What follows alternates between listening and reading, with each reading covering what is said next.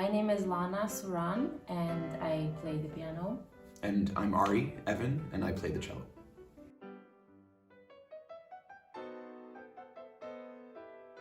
We will be playing the Beethoven cello sonata number 2 in G minor, cello sonata. Right, more of a piano sonata.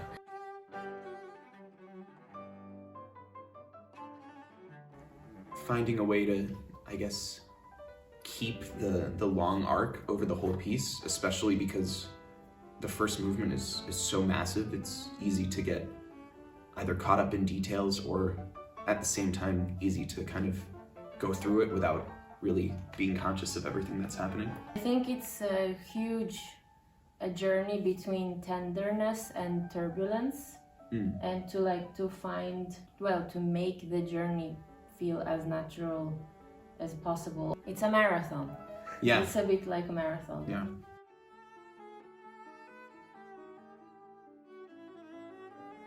I guess somehow in the second movement after this absolutely massive marathon, it's this slightly more playful rondo, which of course has some wild moments, but is definitely on the more lighthearted side for Beethoven.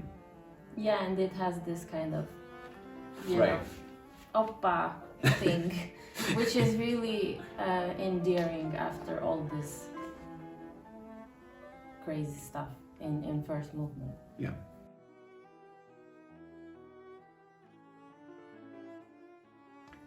I don't know, you just grow up loving Beethoven, and I mean, I can't remember for sure the first Beethoven piece I heard, but certainly one of the first Beethoven pieces I was familiar with was the Fifth Symphony, as everyone is, and just the power that you feel in his music. I remember the first time I played that symphony in orchestra, I was pretty young and didn't know what I was doing, but still you just feel this massive amount of energy and power and raw emotion. It just feels so real. It's always a huge challenge, but it's always a joy to kind of suffer through the music, almost like Beethoven might have when he composed it. I think when I think of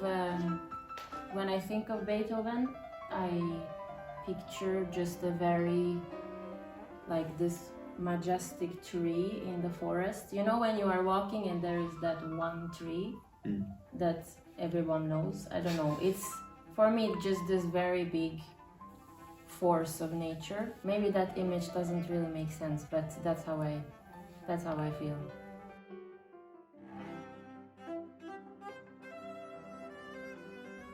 Yes. Yes. Yeah. Yes. And also for both of us, the first time to play this piece, it's been kind of cool to discover it together.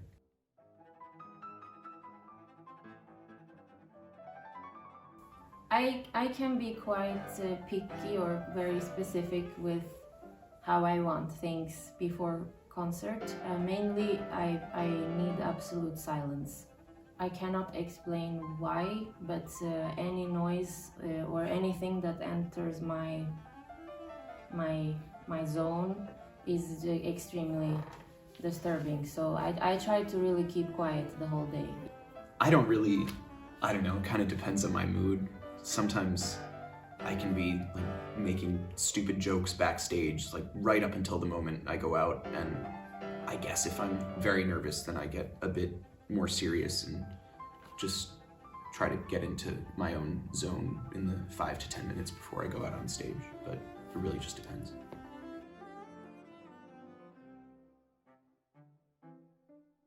So we're slowly getting used to it, even though we may not love it. I don't know how you feel. Yeah, I think at this point it's the new normal. It's a bit sad to not have this warmth and energy from public. Coming on stage, it's like you go there and you give yourself away, and it's very difficult to do that when there is no one in the room to share this experiences. I mean, even in terms of listening, I think best moments on stage is when you feel audience is like breathing with you or holding breath with you, and now in this digital sense you kind of have a big hall but it's empty, so it's very challenging to feel the space.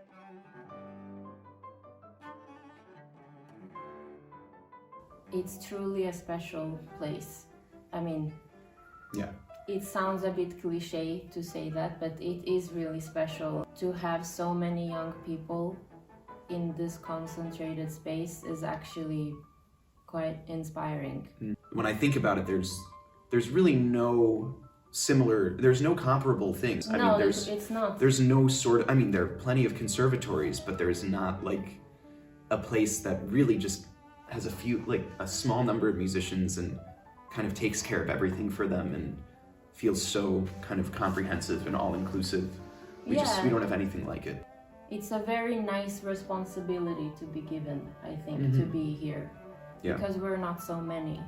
So at least I feel very humble and grateful Yeah. to be a part of this, really. No.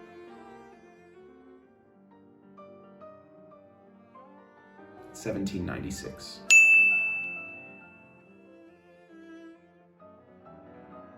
The King of Prussia at the time, Friedrich Wilhelm II, I believe. Wow.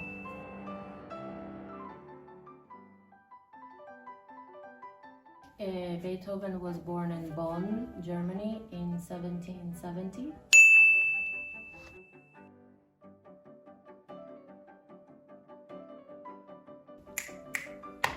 I actually do know this, I just cannot remember it right now. It's... Fidelio. Yes, that's it. Nice.